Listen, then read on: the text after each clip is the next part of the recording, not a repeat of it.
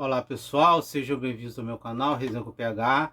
Eu sou o Rafael com PH e a resenha de hoje é Manual Prático da Vingança Lucrativa, How to Make a Killing.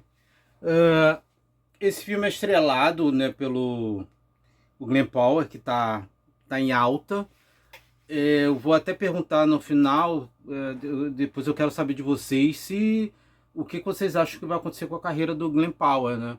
Porque o Glenn Powell ele veio ali forte, né, com vários sucessos.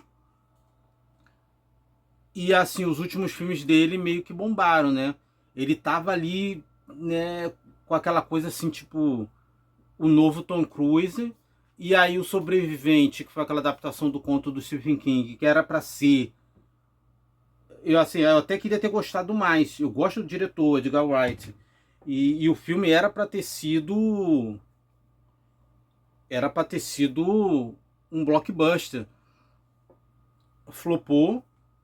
Esse manual prático da vingança lucrativa, não que esse filme vá bombar no cinema, mas esse daqui é um filme que vai ser divisivo. E esse aqui não é um filme para fazer 1 bilhão. Eu não sei, tem que ver o orçamento, mas não é o tipo de filme que vá, sabe, fazer a bilheteria. E o filme se apoia muito nele. Esse filme daqui é um remake do Kind Hearts em... Até esqueci. Kind Hearts and Coronets, de 1949. Eu tenho ele, eu procurei ele aqui, não achei. Eu tenho um box de filmes do Alec Guinness. Alec Guinness é o nosso Obi-Wan Kenobi original. Esse filme, eu vou evitar falar do Kind Hearts and Coronets, que também é baseado num livro, né? Porque o filme é de 1949, é uma comédia de humor negro britânica. O Alec Guinness, ele no Brasil saiu com o nome, acho que na época, As Oito Vítimas. Então, o Alec Guinness interpreta 8 papéis diferentes no filme. Então, ele interpreta ele, né, o personagem principal, e os herdeiros que ele mata, ele mesmo que interpreta. Então, a gente vai aqui para esse filme. Você tem o Glenn Powell, que ele faz o Beckett Head Fellow, e aí a mãe dele saiu da família anos atrás, né? Quando ela ficou grávida dele, ela foi expulsa, né? Expurgada da árvore genealógica. Então ela nunca pôde desfrutar, ele nunca pôde desfrutar dos bilhões de dólares da família. E aí a gente está aqui no presente com ele, né? Com todo esse trauma, porque tudo que aconteceu com a mãe dele, como ele cresceu, tipo, né? Porque imagina você crescer com sobrenome dos bilionários, mas aí você morando numa casinha e todo mundo ali crescendo com dinheiro e sabe, uma situação que tipo, sabe, não é nem é tanto dinheiro que não faria nem diferença, sabe? E aí ele olha pra situação e ele fala, quer saber? Você tem 8 pessoas na linha sucessória. Se essas 8 pessoas morrerem, eu herdo o dinheiro todo. E ele resolve matar. O filme, o diretor do filme, esse John Patton Ford, ele fez um filme anterior muito bom chamado Emily the Criminal. Emily a Criminosa e tal. Que tava até, se eu não me engano, ele tava até na... Ele tava na Netflix, eu não sei se ele tá na Netflix agora. Mas é um filme muito bom, muito bem, assim, bem dirigido. Ficou no Brasil, veio com o nome de Emily a Criminosa. É assim, muito bom filme. Mas é um filme mais assim, é um filme mais sério, né? Ele é estrelado pela Aubrey Plaza. Então não tem esse tom de humor negro que esse manual prático tem, ou deveria ter mais. Esse manual prático da vingança lucrativa. O que acontece aqui algumas coisas são perdidas assim nessa adaptação, né? o cenário britânico pro americano. O humor britânico é muito ácido. Você vê filmes como Snatch, Jogos e Trapaças, funciona bem. E o Alec Guinness, assim, se você não conhece o Alec Guinness, porque ele não ficou famoso com as coisas, ele só ficou famoso com Star Wars. Você não acha para ver, para assistir os filmes que ele fez jovem.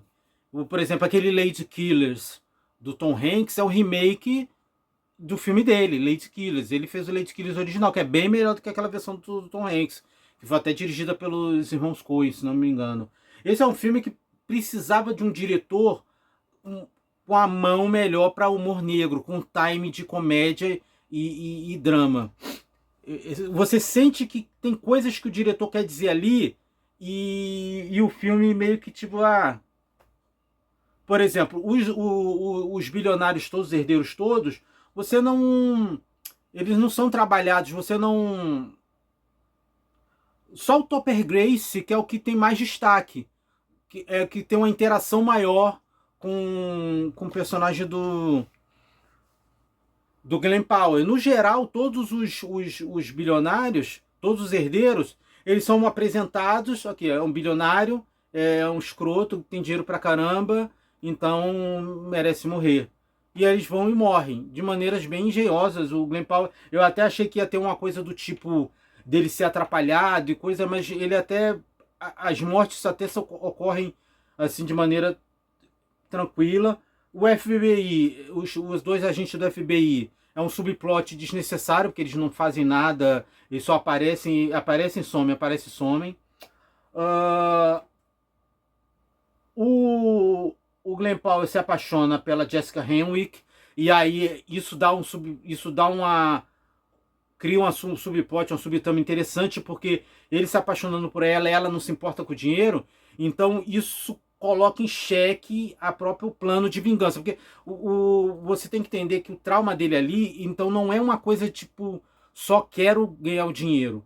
Existe um desejo de vingança contra o Jed Fellows, entendeu? A Margaret Qualley, ela tá muito bem, quase rouba a cena, ela faz uma espécie de femme fatale, só que o personagem dela também não é bem trabalhado, o personagem dela aparece e some de maneira bem assim, bem... que aí você entende no final, mas assim, eu gostaria que o roteiro tivesse trabalhado melhor isso dela no decorrer do filme. O filme ele tem um pouco essa estrutura esse gênero Eat the Rich. Eat the Rich é um gênero que surgiu com aquele filme Casamento Sangrento, Entre Facas e Segredos, O Menu, Triângulo da Tristeza, que são filmes onde você vê pessoas ricas se ferrando, né? É como se fosse uma crítica social, bilionários, pessoas ricas. Aqui tem um pouco disso, mas é de uma maneira meio rasa, né? Esse filme, por exemplo, A Única Saída, né, que foi até esnobado no Oscar, que é baseado no livro O Corte, né, que já teve a versão francesa Le Couperet, que é aquele cara que é do Park Chan-wook, que é o cara que é basicamente até a mesma estrutura. Esse cara ele quer arranjar emprego na empresa de papel, e aí ele começa a matar os outros candidatos que estariam na frente dele para ele ser chamado para a empresa. Então tem um pouco isso. Só que, por exemplo, não A Única Saída, essa parte do humor negro, de todo o absurdo da situação, é melhor trabalhado. Aqui, mas o que acontece aqui? Aqui você sente que o diretor ou o estúdio ficou muito confortável com o talento do Glen Powell e fala assim, vamos só deixar o Glen Powell, ele vai sustentar o filme. E ele sustenta. O Glen Powell é muito bom. Pô, ele surgiu ali, cara. Pô, o Twisters, por exemplo, o Top Gun, que ele tem uma participação, aquele filme que ele fez, aquela comédia romântica que ele fez com a Sydney Sweeney, que tipo que é uma trama, um filme, uma comédia romântica fraquinha, mas os dois juntos carregam o filme. Mas eu acho que a gente tá chegando num ponto, por exemplo, O Sobrevivente e agora esse filme já estão começando a desgastar a imagem dele. Entendeu?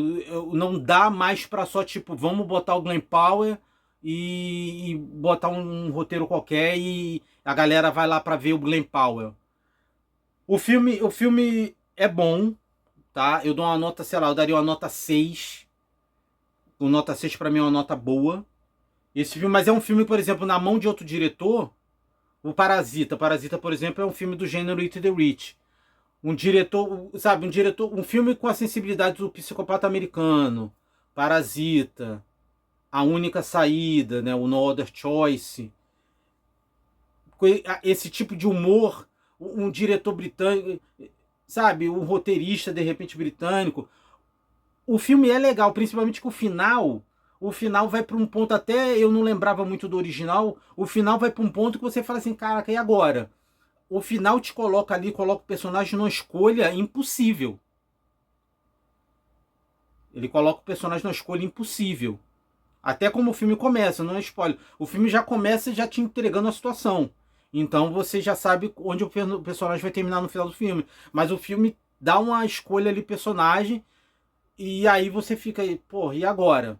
E aí, não só a escolha, mas aonde os personagens terminam, é aquela coisa que pode fazer um ame ou odeie, porque pode ser onde você não queria, mas é onde o personagem queria estar. Ou onde o personagem estava disposto a estar, ou a sacrificar, o sacrifício que estava disposto a fazer para conquistar o que queria conquistar. Então acho que de repente é aí que pode não ter um consenso, tipo, se você gostar ou não do filme, pô, mas eu queria um final diferente, eu queria isso, eu queria aquilo. Expectativas e realidade. Às vezes o personagem termina não onde a gente quer, mas onde a história guia eles, onde a escolha deles leva eles a terminar. No geral, é um filme interessante, é um filme que tem um apelo do Glen Powell, sabe? Eu gostei, mas é aquela coisa. É complicado porque, assim, eu esperava mais. Você consegue vendo o filme, você consegue falar assim, pô, tivesse isso, o filme teria ido de 6 para nota 8. Entendeu? Mas ainda assim o filme é divertido. Com as mortes, a parte das mortes, a maneira como tudo é feito é muito divertido. É muito divertido. Tem uma conexão ali com os personagens. Eu só acho que poderia ter feito um pouco mais, só isso. Mas é um filme que você pode ver no cinema ou esperar no streaming, mas ainda assim é um bom filme. Agora eu quero ver onde a carreira do Glen Powell vai ir, porque ele teve vários sucessos, agora ele já tem uns dois assim filmes ali mais ou menos. Então a imagem está começando a ficar desgastada. Vamos ver. Então, pessoal, essa é a minha resenha de hoje, Manual Prático da Vingança Lucrativa. Se você gostou, dá um like, se inscreve no canal e, como sempre, obrigado por ter assistido. Tchau, tchau.